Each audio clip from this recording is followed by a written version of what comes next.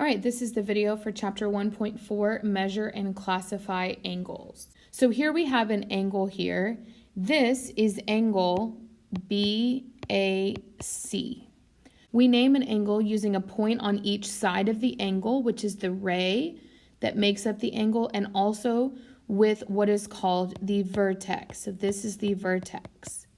The vertex should always be the middle point.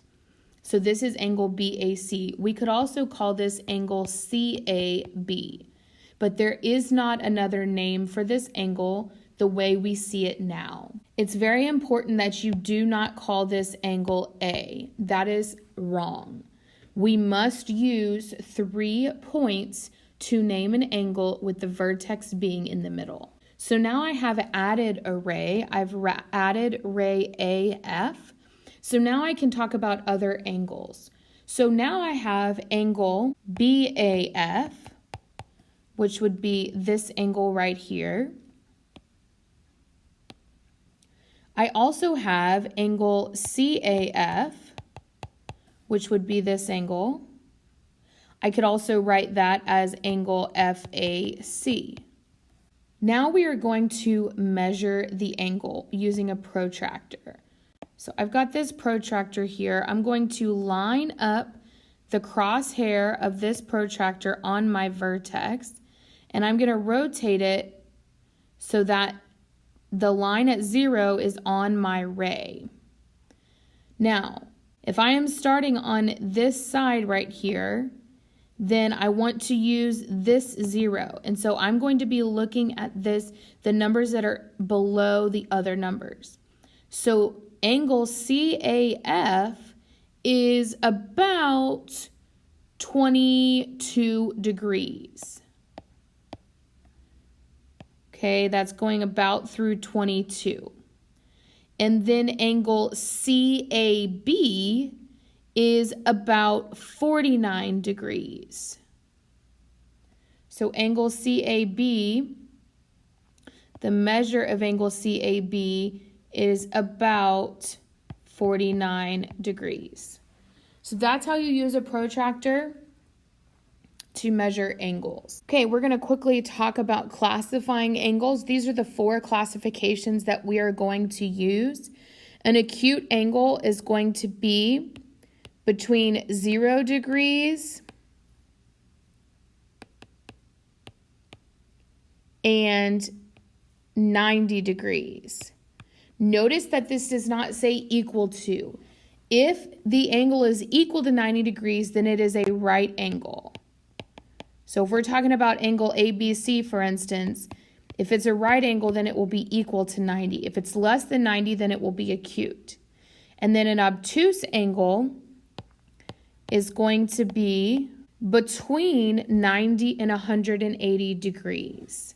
Again, not equal to 180 degrees. If it's equal to 180 degrees, then it is called a straight angle.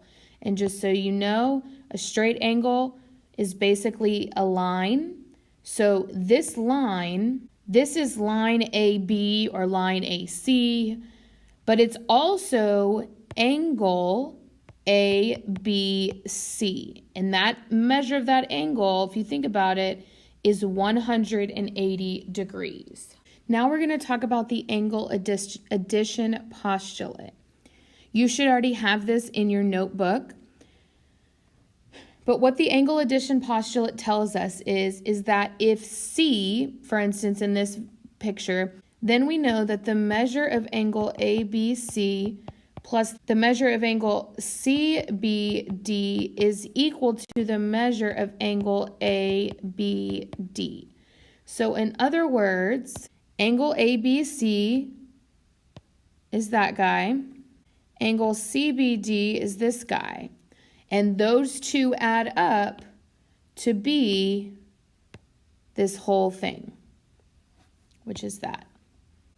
All right, so let's look at an example of the angle addition postulate. So it says, given that the measure of angle AXC is 145 degrees, we need to find the measure of angle AXB and the measure of angle CXB. Well, we know that the measure of angle AXB is 2x plus 10. And we know that the measure of angle CXB is 4x minus 3. And we know that the large angle AXC is the sum of those two. Why? Because B is in the interior of the angle AXC. So these two should add up to 145. So now we're just solving an algebraic equation. So we have 6x plus 7 equals 145. Then we have 6x equals 138. Divide by 6 on both sides. And then x equals 23. Now that I know x, I can find the measure of these two angles. So all I have to do is substitute. So 2 times 23 is 46 plus 10 is 56.